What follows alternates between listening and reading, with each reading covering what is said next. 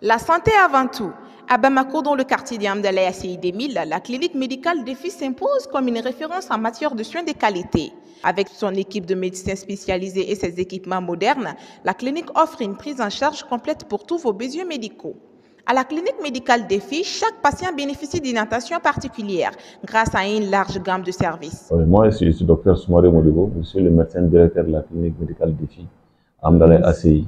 Je vous remercie. Notre clinique est ouverte depuis 2007 et nous avons à notre niveau la médecine générale, mais aussi la médecine spécialisée. Nous travaillons avec une équipe permanente et une équipe qui fait la vacation avec un effectif autour de 45 à 50 personnes. Le corps médical et les infirmiers. Et nous sommes ouverts 24 heures sur 24, 7 jours sur 7. Et ici, nous avons la capacité de faire face aux urgences, comme aussi de faire face aux maladies ambulatoires COVID. En fait, la question de l'insuffisance rénale se pose avec beaucoup d'acuité. Et nous sommes aujourd'hui dans un pays où quand même l'accès aux personnels de santé est beaucoup facile qu'avant. Et cela fait que aujourd'hui, quand quelqu'un a un petit bobo, une infection urinaire, qui va entraîner chez lui le fait d'aller uriner à chaque fois une petite quantité, fréquence des urines, et à chaque fois quand la personne va uriner, donne peu. Chez les hommes en général aussi, en plus de ce qu'on appelle la polacurie, il va se trouver que quand l'homme fait la miction, ça lui brûle. Bon, il est important que les gens comprennent qu'une fois que ces petites infections urinaires-là remontent au niveau des reins, les reins sont très sensibles, ça fait affecter les reins de façon soit réversible ou de façon irréversible. De façon réversible, ça veut dire qu'il y a une infection qui est là, les reins commencent à souffrir, on donne un traitement anti-infectieux.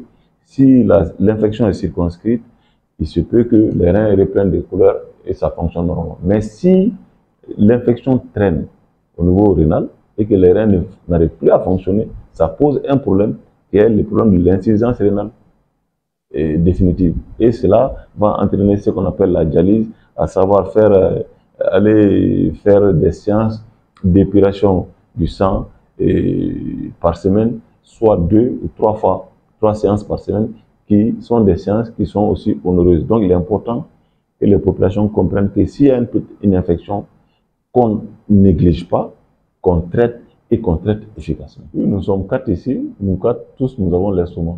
Parce que l'estomac est un organe. L'estomac n'est pas une maladie, mais ça rentre dans les jargons. C'est les gastrites, les ulcères, les reflux gastro-œsophagiens. Tout ça, c'est des types de dysfonctionnements au niveau de l'organe digestif.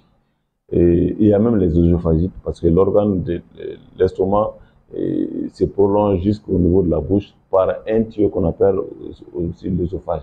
Il est important que tout ce qui peut entraîner justement une déstabilisation, un dysfonctionnement de cet organe-là, soit parce qu'il y a une ulcération, soit il y a une inflammation, soit il y a même carrément des plaies.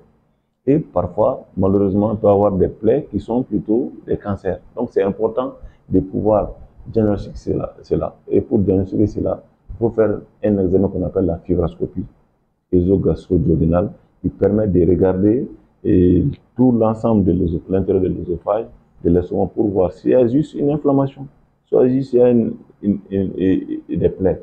Aussi, ça permet au gastrologue de faire des prélèvements pendant l'opération au niveau du tube digestif pour examiner, pour surtout chercher d'abord qu'il n'y a pas de cellules cancéreuses, pour chercher aussi s'il n'y a pas d'infection qu'on appelle l'infection à Helicobacter pylori, qui est le germe le plus impliqué dans les problèmes d'ulcère. Donc quand tout cela est posé comme diagnostic, le traitement devient facile. Ça, c'est partout dans la médecine, dans toutes les branches de la médecine. Le premier pas, c'est d'abord interroger et prospecter, chercher quel est le problème. Une fois que le problème est identifié, le traitement devient facile. Et ce que je peux passer comme message, c'est de dire aux populations que la question de la santé est un problème qui concerne tous, qui nous concerne tous, et de prendre à bras le corps leur état de santé. On connaît des grands cadres de ces pays, des gens qui sont immensement riches, qui ne font pas de bilan, qui disent j'ai rien. Après, on va dire, ah, il est décédé par suite d'une courte maladie. Il y a des courtes maladies, mais ces courtes maladies arrivent généralement après des problèmes qui ont duré. Donc, si on prend la peine de mettre un peu de sous dans un bilan annuel, ça peut permettre de voir des problèmes très tôt et de les traiter. Et heureusement, aujourd'hui, la pyramide sanitaire au Mali va des hôpitaux au privé, au CCRF, jusqu'au CESCOM. Donc, c'est possible aujourd'hui d'avoir un agent de santé qui vous permettra de poser les premiers problèmes et d'identifier les premiers problèmes et de trouver les diagnostics. Donc, l'automédication, il faut faire attention, il faut plutôt voir un agent de santé qui vous permettra de vous aider à résoudre les petits problèmes que vous pouvez considérer comme petits problèmes qui peuvent s'avérer être des gros ennemis.